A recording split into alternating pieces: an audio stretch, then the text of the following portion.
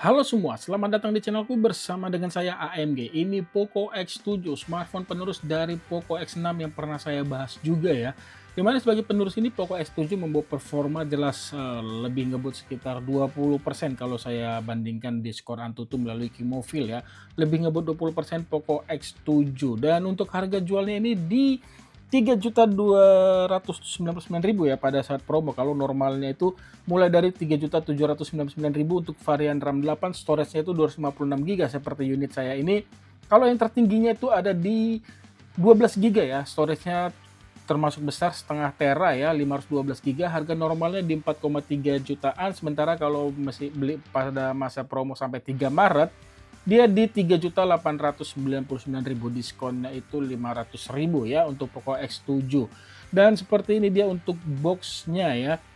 Sama seperti generasi ke-6 ya, didominasi warna hitam, ada tulisan Poco X7, di sini ada logo Poco, di bagian sini itu ada tulisan Power by Xiaomi HyperOS, di bagian sini ada Poco X7, di bagian atas ini polos, di bagian bawah juga ini polos, dan di bagian belakang ini dia untuk spesifikasi yang bisa saya bilang sih diunggulkan dari smartphone ini, seperti dia chipsetnya menggunakan MediaTek Dimensity 7300 Ultra. Ini kalau saya cek skor Antutunya menyentuh angka 600 ribuan atau 600 ribuan atau 700 ribuan gitu ya.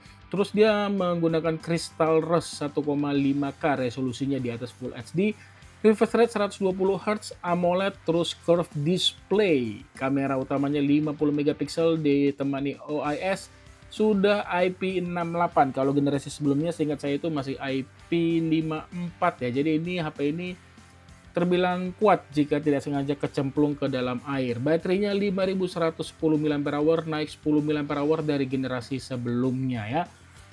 Ini dia untuk smartphone-nya dan saya buka aja langsung ya. Kita akan lihat isi dusnya sekaligus akan saya bahas juga sedikit mengenai smartphone-nya ya. Apa yang menarik dari smartphone ini? Sebentar, aduh agak susah bukanya ya. Keset-keset gimana gitu. Oke, ini dia kalian mendapatkan seperti kayak pembatas buku, Poco-nya beraksi. Oke, terus di sini itu kalian akan ada menemukan lagi dus yang di dalamnya ini. Oh, di sini ada SIM tray ya. SIM ejector maksud saya, ada SIM ejectornya. Lalu di yang namanya ini kalian akan mendapatkan yang namanya softcase, tapi sebelumnya ini seperti biasa ada stiker, terus panduan pengguna serta garansi. Lalu di sini itu ada diberikan yang namanya softcase hitam ya. Seperti saya pernah katakan, lebih baik beli aja softcase di luar lainnya dengan kategori lebih tebal, jadi benar-benar bisa melindungi smartphone kalian jika jatuh ya, kena framenya itu nggak membuat framenya lecet. Kalau ini jatuh kena aspal begini aja tuh, jangan harap frame kalian itu, frame smartphone kalian itu aman ya. Yang sudah terjadi pada saya di Xiaomi 14T saya. Oke, saya iniin dulu, saya singkirkan, dan ada smartphone-nya saya taruh dulu di sini. Di sini kalian akan menemukan apa di sini ya, charger dan kabel data ya. Kepala charger, sorry ini ada suara kucing ngeong-ngeong. Oke, saya singkirkan dulu. Di sini ada kabel data USB A to USB-C dan dia 45 watt. Seingat saya ini sebuah penurunan ya. Generasi sebelumnya itu setahu saya itu di 67 watt, tapi di sini generasi X7 ini diberikan 45 watt. Ya, penurunan dari generasi sebelumnya, downgrade. Lalu ini dia untuk smartphone-nya ya. Oke, layar lengkung. Yang versi X7 Pro itu nggak lengkung loh, tapi ini dibuat lengkung. Dan saya buka dulu untuk stikernya yang di belakang sini.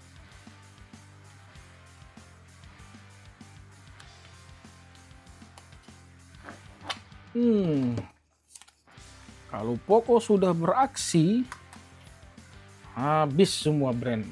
Kayak, ini loh, gue bisa buat spesifikasi mantep tapi harga terjangkau. Ya seperti dia untuk warna hijaunya ya. Kalau mau warna lain itu ada kayak abu-abu gitu. Hitamnya bukan hitam pekat tapi mendekati abu-abu. Dan jujur kalau buat desainnya sendiri, ini terbilang apa ya, agak licin juga. Finishingnya ini kalau buat saya sih kayak semi-semi glossy juga, ada dibilang glossy banget sih enggak, memang sih kayak ada pantulan-pantulan tapi bukan glossy banget, dan di bagian sininya itu ada aksen yang tipis-tipis gitu, dan jujur kalau untuk kehadiran tulisan Poco ini saya kurang suka ya. Dan ini saya nyalakan dulu ya untuk pertama kali. Ya, ini dia sambil menunggu nyala di bagian atas ini kalian akan menemukan apa ini? Oh, apakah ini sebuah mikrofon? Dua ini saya nggak tahu ini dua ini apa. Terus ini ada ear blaster, speaker, di sini ada tombol volume dan power di sini. Terus ada speaker lagi, port USB-C, mikrofon dan SIM tray. Yang dimana untuk SIM tray-nya ini dia kayaknya sih hybrid ya. Oke, ya. Tidak ada slot untuk micro SD ya, dua-duanya untuk nano SIM card. Terus di bagian kirinya ini polos, kosong, tidak ada apa-apa. Buat saya ini kalau dari generasi sebelumnya, jujur ini lebih bongsor ya. Ketebalannya kalau saya baca di GSM-R ini 8,6, kalau di Poco X6 itu 8 mm ya. Oke, sedikit bongsor ini untuk smartphone-nya. Dan ini dia, oke, di bagian belakang ini ada kamera beresolusi 50 megapiksel dan ada ultrawide 8 megapiksel, sisanya itu apa ya, makro, kayak bisa rata-rata sih makro atau depth ya. 2 megapiksel dan ada LED flash, dan ini BAM kameranya buat saya kategori tebal ya. Mungkin kalau nggak ada kotaknya ini nonjol banget nih untuk BAM kameranya. BAM 4 lingkaran maksud saya. Dan itu dia untuk tampilannya ini dari tampak belakang, dan ini saya atur terlebih dahulu, nanti saya kembali lagi. Ini untuk tampilan awal dari Poco X7, jujur ini bagus banget kualitas layarnya. Warnanya benar-benar pekat, penuh warna, enak dilihat, saturasi warnanya juga tinggi, kerapatan layarnya juga mantap, resolusinya oke, ketajamannya ini benar-benar bagus banget ya. Dan ketika saya swipe di sini langsung terinstall banyak aplikasi ya, seperti ya ini, kecuali dari Aida 64 hingga Takostat ini saya install sendiri. Selebihnya ada Lazada, Netflix, terus ini games yang banyak ya. Ini termasuk aplikasi langganan setiap membeli smartphone Poco ataupun Xiaomi. Ini nggak tahu nih kenapa nih. Oke.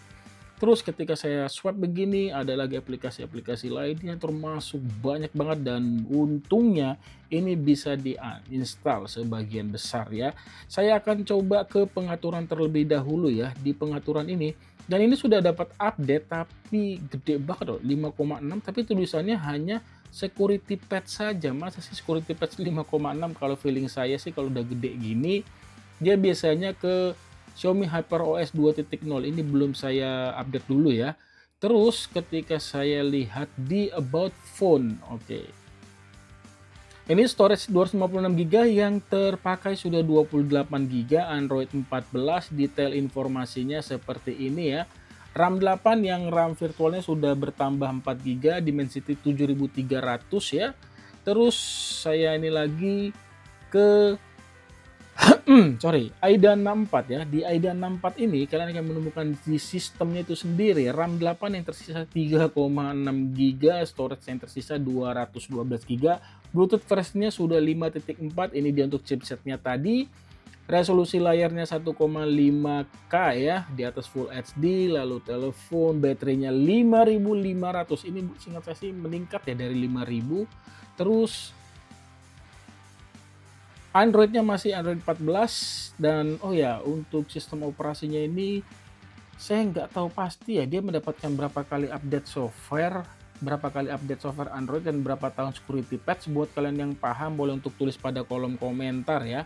Terus Android-nya sudah, terus ini ada kameranya, dimana untuk secara default ini 13 megapiksel, tapi berkat proses pixel binding bisa menghasilkan kualitas foto 50 megapiksel, ultrawide-nya 8 megapiksel, dan kamera depannya ini 5 megapiksel walaupun tertulis 20 megapiksel, berarti di sini ada proses pixel binding juga ya. Itu dia. Dan saya ke device HW. Oh ya, untuk RAM-nya ini dia menggunakan LPDDR4X, sementara untuk storage-nya ini kok nggak ada. Oh ya, dia sudah menggunakan UFS 2.2 ya. Dan untuk di memorinya ini ya kurang lebih sama, di sini tersisa 3,5 GB, dan DRM infonya itu sendiri dia Widefine L1, bisa menikmati streaming film HBO Go ataupun Netflix pada kualitas HD ya. Itu dia, dan saya buka di kameranya. Kameranya itu sendiri biasanya ini pengaturannya seharusnya banyak, ada Pro. Pro-nya ini bisa digunakan juga pada mode video. Ini bagus banget. Terus shutter speed-nya ini dari 1/50 hingga 30 second. ISO-nya dari 50 sampai 6400 ya. Terus apalagi untuk menunya dokumen, videonya ini dia bisa bisa 4K 30 fps paling tinggi, terus Full HD-nya ini ada 60 fps, berlaku juga kah di rekaman kamera depan? Ya, kamera depan juga bisa Full HD 60 fps, dia mentok di Full HD saja, tidak bisa 4K, buat saya ini udah hal yang bagus juga. Foto, portrait, terus apa ini? Oh, dia semakin besar ya. Oh, ini portrait lensa ultra wide. Oh, ada juga lensa ultra wide portraitnya. Mode naiknya ini bisa digunakan pada kamera depan, lalu di more-nya ini 50 megapiksel, slow motion dia itu di 1080 120 fps saja ya. Itu dia. Kalau dia di HD dia bisa di 240. Oke. Terus apalagi yang bisa saya bagikan? Slow motion saya tutup. Ada dual video, time lapse, long exposure ya. Ini harus di-download dulu, cepet sih biasanya. Dan timelapse-nya ini saya buka dulu, dia bisa mengatur interval kecepatannya dan interval durasi bukan interval, dan durasi perekamannya, dan dia juga bisa di mode pro juga untuk perekaman timelapse-nya. Dan kalau saya lihat di sini tidak bisa digunakan pada kamera, oh bisa sorry. Bisa juga digunakan pada kamera ultra wide ya. Ini poin yang bagus. Dan untuk hasil fotonya itu seperti ini.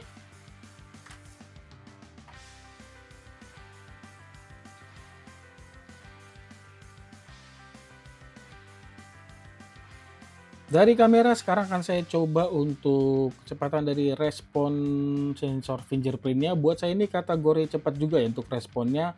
Lalu ya saya lupa always on display-nya sebentar ya. Always on display-nya ini dia ada di ini, wallpaper and personalization, terus always on display, dan always on display saya nyalakan dan dia oke. Hanya 10 detik saja. Ya lebih baik matikan saja. Oke, itu dia. Terus untuk speakernya ini sudah saya siapkan. Volume saya kecilkan dulu ya.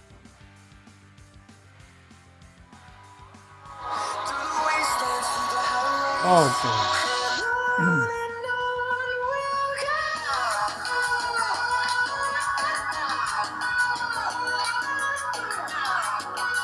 Untuk kualitas speakernya ini bagus ya, suaranya terdengar lantang, bassnya dapat, bulat, tidak cempreng. Untuk di harganya ini kategori bagus untuk kualitas speaker dari Poco X7 ya. Terus apa bisa saya bilang lagi ya? Oke, kamu cari performa di harga 3 jutaan udah jelas Poco X7 ini menjadi pilihan buat kalian beli, dan sisanya akan saya bahas nanti di video review ya. Itu aja yang bisa saya bagikan. Terima kasih banyak sudah menonton. Jangan lupa like jika kamu suka video ini. Sampai ketemu di video saya selanjutnya. Akhir kata saya pamit. Bye. Saya akan mencoba untuk bermain game Mobile Legends ya di smartphone ini. Pengaturannya oke. Ternyata hanya bisa di 90 fps. Untuk grafisnya maksimalnya fps-nya maksud saya grafisnya bisa di ultra. Dan ini langsung aja ya saya mainkan gamenya.